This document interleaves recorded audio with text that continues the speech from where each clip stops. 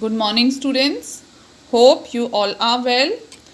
So, today we are going to continue our previous topic, which is globalization, chapter number 21. This is part 2. In previous class, we have already discussed about meaning of globalization and factor inspiring globalization.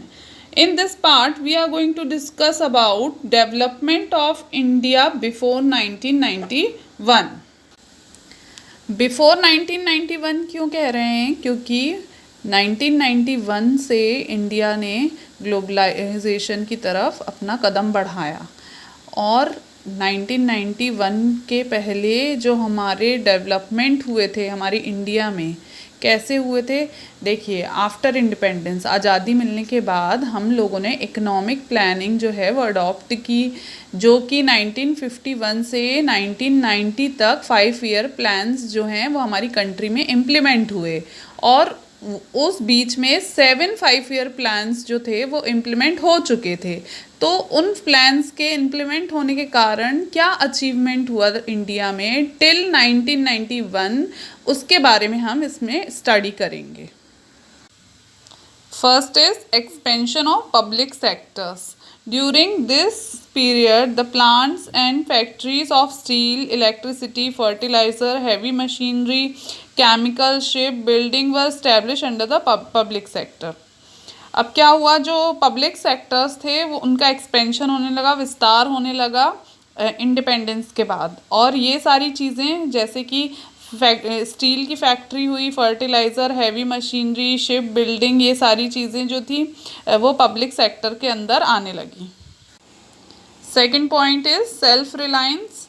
During this period self reliance in agriculture sector was achieved and vast industrial sector was developed. इस period में क्या हुआ था कि आत्मनिर्भरता आ गई थी आज़ादी के बाद और एग्रीकल्चर सेक्टर में काफ़ी अचीवमेंट्स हुए, काफ़ी अच्छा डेवलप्ड हो गया एग्रीकल्चर सेक्टर और कई वास्ट इंडस्ट्रियल सेक्टर्स जो थे वो भी काफ़ी डेवलप्ड होने लगे। Third point is foreign trade. During this period only necessary good like machinery, fertilizer and petroleum were mainly import. तो फॉरेन ट्रेड जो था वो होता था लेकिन कुछ लिमिटेड चीज़ें ही इंपोर्ट की जाती थी, जैसे कि machinery, fertiliser and petroleum. Fourth point is increase in the opportunities of employment. During this period, though efforts were made to increase the job opportunities, even then the problem increased day by day. अब क्या हुआ, आज़ादी के बाद काफ़ी कोशिश की जा रही थी कि सभी लोगों को जॉब्स मिले, बट ये प्रॉब्लम जो है वो कंटिन्यूसली बढ़ती जा रही थी और 1991 आते आते तक ये बहुत ही कॉम्प्लिकेटेड प्रॉब्लम बन चुकी थी अनएम्प्लॉयमेंट की। Fifth point is price rise. During the period of planning, India had to face the problem of continuous price rise. अब जो प्राइस थे वो प्रोडक्ट्स के बढ़ते ही जा रहे थे, तो काफ़ी कोशिश की जा रही थी कि प्राइस जो हैं उनको कंट्रोल करें, लेकिन इंडिया को ये प्रॉब्लम भी फेस करनी पड़ रही थी 1991 तक। जब तक हम ग्लोबलाइजेशन के तरफ नहीं बढ़े तब तक हमको ये सारी प्रॉब्लम्स जो है फेस करनी पड़ रही थी। अब हम आते हैं डेवलपमेंट ऑफ इंडिया आफ्टर 1991। तो 1991 जब हमने ग्लोबलाइजेशन की तरफ कदम बढ़ाया तो उसके बाद क्या इम्पैक्ट हुआ, ग्लोबलाइज होने लगे तो क्या इम्पैक्ट हुआ हमारी कंट्री पे, क्या डेवलपमेंट हुए। फर्स्ट पॉइंट है import export. In the import and export policy 2004-2009 imports and export have been made more convenient. तो जब ग्लोबलाइजेशन की तरफ हम बढ़े तो क्या डेवलपमेंट हुआ, इम्पोर्ट एक्सपोर्ट की जो पॉलिसी थी वो काफ़ी अच्छी हो गई थी और ज़्यादा कन्वीनियंट हो गई थी। सेकेंड पॉइंट है increase in foreign investment. After the globalization the multinational companies have increase their investment in India. Globalization के बाद मल्टीनेशनल कंपनीज जो थी उन्होंने कहाँ पे इन्वेस्ट करना शुरू कर दिया था, इंडिया में इन्वेस्ट करना शुरू कर दिया था, तो इंक्रीज हो गया था क्या हमारा foreign investment. Third point is advantage to consumer. After the globalization द competition between foreign and local producers has increased. Therefore, the prices of several goods and services have been reduced. अब क्या हुआ कि जैसे ही ग्लोबलाइजेशन की तरफ हमने कदम रखा तो काफ़ी कंपटीशन बढ़ गया फॉरेन एंड लोकल प्रोड्यूसर्स के बीच में, जिसके कारण कई गुड्स के प्राइजेस जो हैं वो कम हो गए और कई सर्विसेज के प्राइजेस भी क्या हो गए, कम होने लगे। Fourth point is advantage to Indian companies. Globalization has helped in setting up several Indian companies as multinational companies. अब ग्लोबलाइजेशन की मदद से क्या होने लगा, जो इंडियन कंपनीज थी बहुत सी, वो मल्टीनेशनल कंपनीज में कन्वर्ट होने लगी।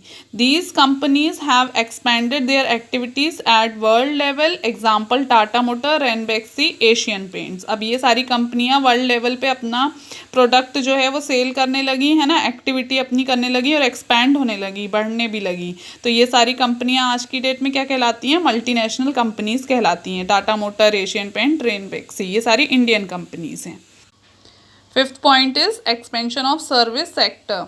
The services like accounting, administrative work, engineering, etc. are available in the country like India. अब इंडिया में जब ग्लोबलाइजेशन में कदम रखा तब सर्विस सेक्टर्स का भी जो है एक्सपेंशन होने लगा, विस्तार होने लगा, और अकाउंटिंग, एडमिनिस्ट्रेटिव वर्क, इंजीनियरिंग, इनकी भी डिमांड बढ़ने लगी हमारी कंट्री में। अब हम आते हैं प्रॉब्लम्स क्रिएटेड बाय ग्लोबलाइजेशन। किसी भी चीज़, कोई भी चीज़ अगर हम अप्लाई करते हैं तो उसका एक अच्छा पार्ट होता है और बुरा भी होता है।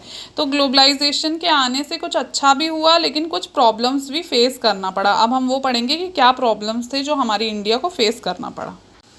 First point is impact on small producers. Globalization has adversely affected several small industries of India.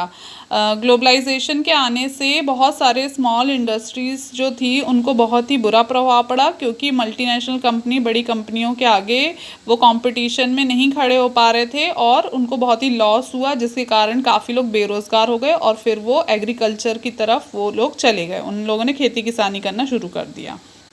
Second point is uncertainty of employment. Lives of laborers have been greatly affected by globalization. अब जो labourer class लोग थे उनकी life बहुत ही ज़्यादा affected हुई, क्योंकि उनकी जॉब्स जो थी वो सिक्योर नहीं थी।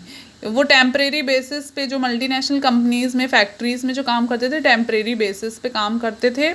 फिर the factory owner to minimize the cost provide temporary employment, है ना, टेम्परेरी एम्प्लॉयमेंट देते थे और अपना जो प्रोडक्ट का कॉस्ट कम करने के कारण उनको 10 महीने जॉब पे रख लिया, और ताकि उनको 12 महीने की, 2 महीने की और सैलरी ना देना पड़े और उनको प्रॉफिट हो, बेनिफिट मिले।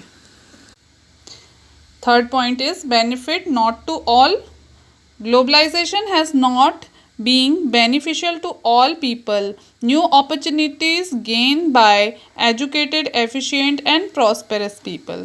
ग्लोबलाइजेशन जो है वो बेनिफिशियल किसके लिए है, सिर्फ एजुकेटेड, एफिशिएंट और प्रॉस्पेरस जो समृद्ध लोग हैं उनके लिए ही बेनिफिशियल था। बाकी जो अनएजुकेटेड पर्सन या लोअर क्लास पीपल हैं उनके लिए ग्लोबलाइजेशन जो है वो बेनिफिशियल नहीं है। Fourth point is influence of developed countries. The process of globalization is being implemented according to the direction of World Trade Organization. अब जो ग्लोबलाइजेशन का प्रोसेस है वो वर्ल्ड ट्रेड ऑर्गेनाइजेशन के द्वारा ही उसको डायरेक्शन मिलता है ग्लोबलाइजेशन के प्रोसेस को। तो जो डेवलप्ड कंट्रीज़ थी उनका इन्फ्लुएंस, उनका प्रभाव जो था इसमें ज़्यादा था। वो अपनी शर्तें ही मनवाते थे, जैसे जो पॉलिसीज़ और प्रोग्राम उनके लिए बेनिफिशियल होता था वो उसी का ही सपोर्ट करते थे। और क्योंकि हम डेवलपिंग कंट्री थे तो हम उसमें ज़्यादा कुछ दखल कर नहीं पाते थे, और वर्ल्ड ट्रेड ऑर्गेनाइजेशन का भी झुकाव ज़्यादा इन्वेस्ट करने का कहाँ पर था, डेवलप्ड कंट्रीज़ में था। लास्ट पॉइंट है regional disparities. The regional disparities have increased due to globalization. Globalization के आने से जो रीजनल डिस्पैरिटी थी वो ज़्यादा बढ़ गई थी। क्या होता था कि developed countries are benefited more as compare to developing countries. अब जो डेवलप कंट्री थी वो ज़्यादा बेनिफिशियल थी ग्लोबलाइजेशन के आने से, और as compare to developing country, जैसे कि हमारा देश जो था उसको उतना बेनिफिट नहीं था, हमसे ज़्यादा बेनिफिट में थे डेवलप्ड कंट्रीज़ जो थी।